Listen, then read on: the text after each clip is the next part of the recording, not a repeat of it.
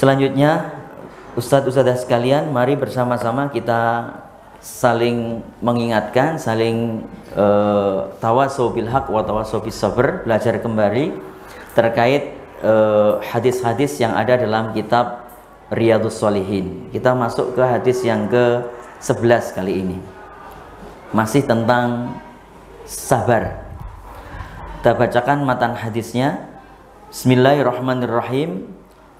Wa an Atha ibni Abi Rabahin qala li Ibnu Abbasin radhiyallahu anhuma ala urika imra'atan min ahlil jannati faqultu bala qala hadhil mar'atus sauda atatin nabiyya sallallahu alaihi wasallam faqalat inni usra'u wa inni atakashafu fad'allaha ta'ala li qala in syi'ti sabarti walakil jannah wa in syi'ti da'autullaha ta'ala an yu'afiyaki faqalat asbiru faqalat inni atakashafu fad'allaha alla atakashafa fada'alaha muttafaqun alaih. Yang artinya Atha bin Abi Rabah radhiyallahu anhu telah berkata bahwa Ibnu Abbas radhiyallahu anhuma pernah berkata kepadanya, maukah kamu aku tunjukkan seorang wanita penduduk surga? Kemudian dia menjawab, tentu. Kemudian dijawab lagi, wanita penduduk surga itu adalah wanita hitam yang pernah datang menemui Rasulullah, Imra'atus Sauda, dan dia berkata, ya Rasulullah, aku menderita penyakit epilepsi atau penyakit ayan. Pada saat penyakitku kambuh, aku khawatir auratku akan terbuka. Karena itu mohonlah kepada Allah agar Allah menyembuhkan penyakitku. Kemudian Rasulullah bersabda, wahai perempuan hitam atau wanita hitam, Imra'atus Sauda, jika kamu mau, bersabarlah dan kamu akan mendapatkan surga. Tapi jika kamu menginginkan kesembuhan, maka aku juga akan doakan kepada Allah agar kamu dapat disembuhkan. Kemudian wanita ini menjawab, aku akan bersabar ya Rasulullah. Doakan aku untuk tetap bersabar. Penyakit itu tetap ada padaku dan aku bersabar. Tapi aku ingin engkau mendoakan agar ketika aku terkena penyakit ayan, kambuh penyakitku, auratku tidak terbuka. Karena itulah kemudian Rasulullah berdoa sehingga Allah mengabulkan permintaannya, sehingga setiap kali penyakit ayan itu datang, maka aurat yang biasanya terbuka tertutup atas kehendak Allah Subhanahu wa taala. Muttafaqun alaih. Baik, jadi hadis ini setelah kita cari di hadis-hadis yang lainnya dan juga dalam sirah sahabat, ternyata perempuan yang dimaksud sebagai perempuan hitam penduduk surga namanya adalah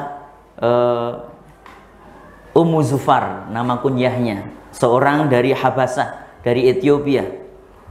Jadi dalam hadis ini digambarkan bahwa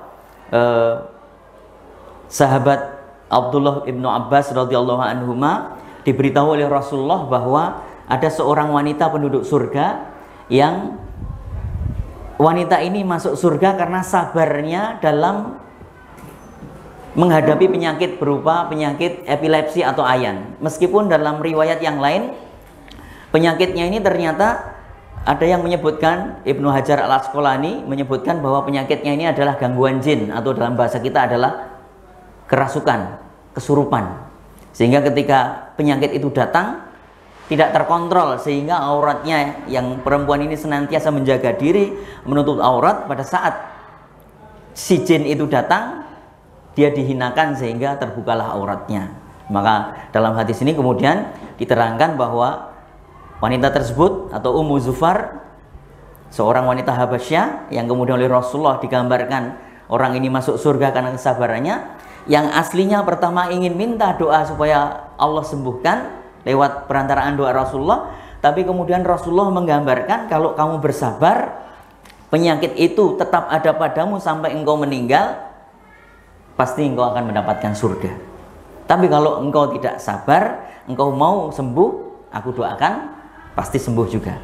Nah, perempuan ini memilih tetap bersabar dengan penyakitnya, tetap menderita.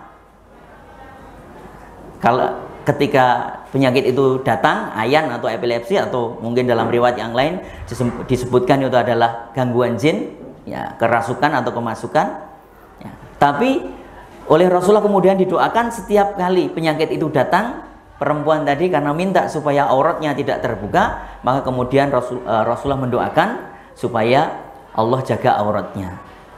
Ya, jadi dari hadis ini jelas sekali bahwa kadang penyakit itu bisa menyebabkan kita masuk surga apabila kita sabar dalam menghadapi ujian dari Allah berupa penyakit yang Allah titipkan kepada kita. Tapi kadang kita sendiri sering tidak sabar, bahkan banyak yang kemudian mencari jalan pintas, menginginkan sembuh dari sakitnya, tapi menerjang berbagai macam larangan Allah Subhanahu wa Ta'ala. Pergi ke orang pintar padahal tidak pintar, pergi ke dukun mencari pengobatan yang tidak dihalalkan oleh syar'i, menggunakan perantaraan setan dan lain sebagainya. Baik, jadi pelajaran dari hadis ini adalah pahala sabar adalah surga. Sebagaimana Rasulullah menyebutkan bahwa perempuan hitam dari Habasyah yang kemudian disebutkan namanya adalah Ummu Zufar, itu ternyata Allah sebutkan dalam penggambaran Rasulullah menjadi penghuni surga karena sebab kesabarannya mendapatkan penyakit berupa epilepsi, ayan, atau mungkin dalam riwayat yang disebutkan gangguan jin, sehingga kadang datang penyakitnya dia tidak sadar, kemudian dia kerasukan dan lain sebagainya, tapi tetap terjaga muruahnya, harga dirinya terjaga, kehormatannya, auratnya tetap terjaga. Tidak sebagaimana hari ini banyak kaum wanita, tidak sedikit juga yang laki-laki membuka aurat yang kemudian ditonton oleh ribuan orang, jutaan orang, ya. Punya akun TikTok, mungkin akun Instagram, ya, atau mungkin Facebook, ya, atau yang lain bahkan mungkin, ya, dipakai untuk eksis, tapi dengan cara membuka aurat, menonjolkan bagian-bagian tertentu yang tidak perlu untuk dibuka, ditonjolkan. Naudzubillah min dzalik. Ini perlu kita tanamkan kepada anak-anak didik kita supaya tetap sabar.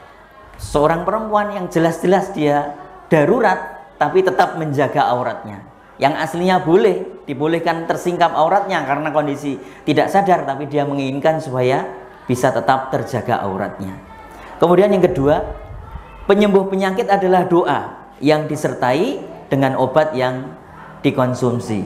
Jadi ini penting sekali supaya kita kembali kepada tibbun nabawi, bahwa kesembuhan itu datangnya dari Allah Subhanahu wa Ta'ala. Tidak semua kesembuhan datang dengan suntik, dengan medis atau dengan obat, ya. Obat itu hanyalah wasilah, akan tetapi yang paling bisa menyembuhkan adalah Allah Subhanahu wa Ta'ala. Maka doa sangat penting sekali, dan sebaik-baik obat adalah ayat Al-Quran atau ruqyah, ya. Maka